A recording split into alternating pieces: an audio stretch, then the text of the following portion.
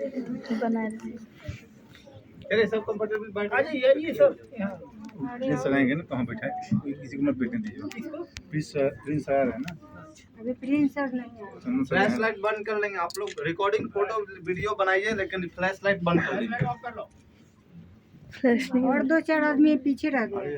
अच्छा कहाँ पीछे रह गए चार आए लोग अभी आ जाएगा लोग नीचे है लोग नीचे है कटाने के लिए हाँ ठीक है आएगा लोग तो फोन करेगा वो आ गई स्टार्ट होगा अब आएगा तो बताइए so good afternoon everyone, Good afternoon. Welcome to science on sphere show, जिसमें हम जानेंगे अपने प्लैनेट्स को थोड़े करीब से। ठीक है, तो Yeah. कितने लोगों को प्लैनेट्स के नेम पता है? आप ही लोगों से हम पूछ रहे हैं, कितने लोगों को प्लैनेट्स के नेम पता है? वीनस जुपिटर किसी को नहीं पता? सब किस किस क्लास के हैं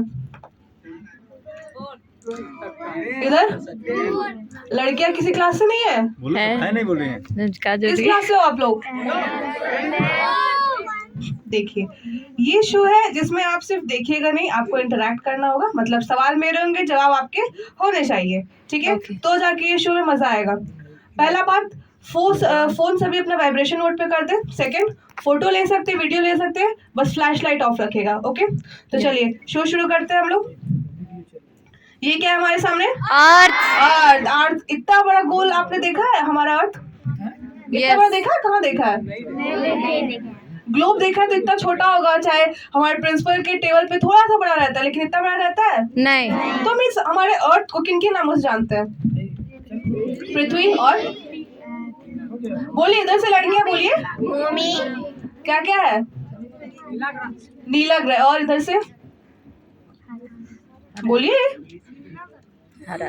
इधर से मैं इधर लड़कियों से पूछ रही हूँ, क्या है ये सामने आपके? अर्थ। अर्थ। अर्थ को और किन किन नामों से हम जानते हैं?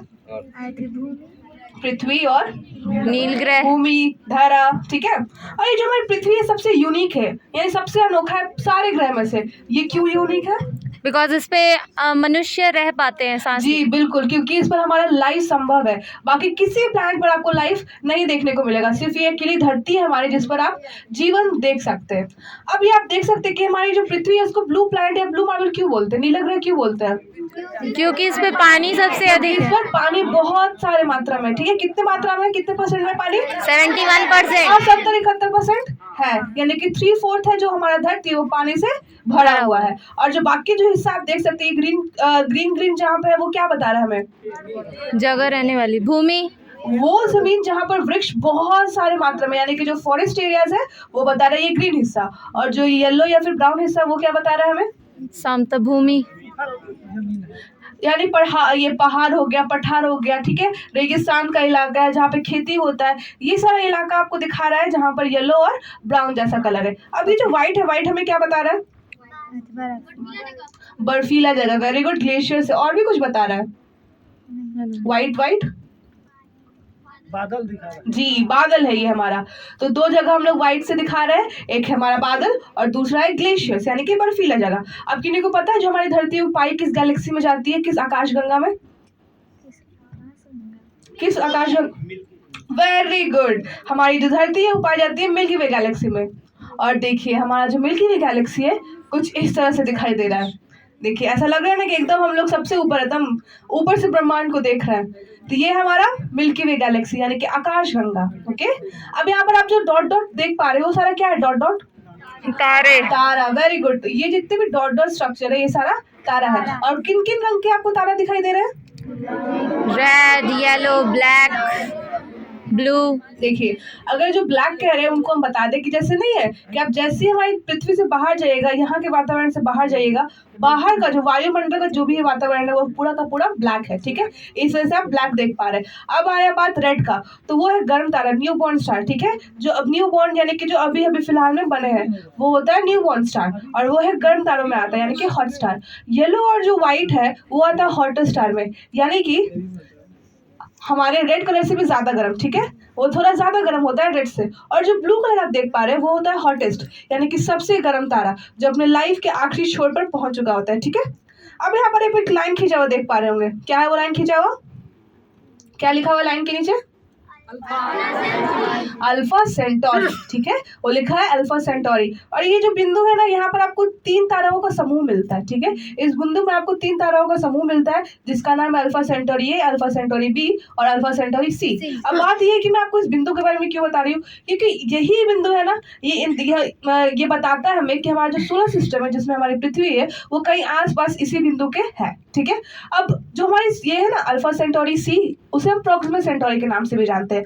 और ये जो प्रोक्सिमा सेंटोरी तारा है जो, वो हमारी पृथ्वी से दूसरा सबसे नजदीकी तारा है। तो बात होगी कितना नजदीक है, अगर दूसरा सबसे नजदीक है तो वो है 4.2 लाइट ईयर्स अवे। यानी कि अगर हम लोग बिजली की रफ्तार से चलेंगे ना एकदम, तो जाकर हम 4 साल और 2 महीने के लगभग पहुंच पाएंगे हमारे प्रोक्सिमा सेंटोरी तारे तक, ठीक है। चलिए, और किसी को पता है बिजली का रफ्तार क्या होता है? लाइट ईयर का स्पीड हम किस में काउंट करते हैं? 3 लाख किलोमीटर प्रति सेकंड, ठीक है। ये हम लाइट ईयर्स का स्पीड काउंट करते हैं। चलिए, तो अगर ये दूसरा सबसे नजदीकी तारा है तो पहला सबसे नजदीकी तारा कौन होगा, किसी को पता है? सूर्य, वेरी गुड। तो ये जो सूर्य है ना, यानी कि जो हमारा सन है, ये हमारे पृथ्वी से सबसे नजदीकी तारा है, ठीक है। ये क्या है हमारा सन।